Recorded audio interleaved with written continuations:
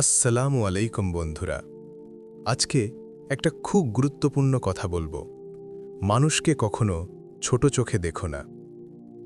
বন্ধুরা দেখো, আমরা কারো পোশাক দেখে, তার টাকা দেখে, তার কাজ দেখে, এমনকি তার কথাবার্তা দেখে 1 সেকেন্ডেই বিচার করে ফেলি। ভাবি, এ তো কেউ না, এর কি মূল্য আছে? কিন্তু জানো, মানুষের আসল মূল্য টাকা, কাপড় বা পদবিতে না, তার চরিত্রে। যাকে তুমি ছোট ভাবছ, হয়তো সেই লোকটাই আল্লাহর কাছে সবচেয়ে বড়। হয়তো তার একটা দোয়া, একটা কান্না তোমার পুরো জীবনের চেয়ে ভারী। বন্ধুরা, যাকে তুমি তুচ্ছ মনে করছো, হয়তো সে রাতে উঠে আল্লাহর সামনে হাত তোলে আর তুমি ঘুমিয়ে থাকো। যাকে তুমি দুর্বল ভাবছ, হয়তো তার ধৈর্য তোমার লাখ টাকার চেয়েও দামি। যাকে তুমি অশিক্ষিত ভাবছ, হয়তো তার হৃদয় তোমার ডিগ্রির চেয়ে অনেক পরিষ্কার। জানো আল্লাহ কি বলেন?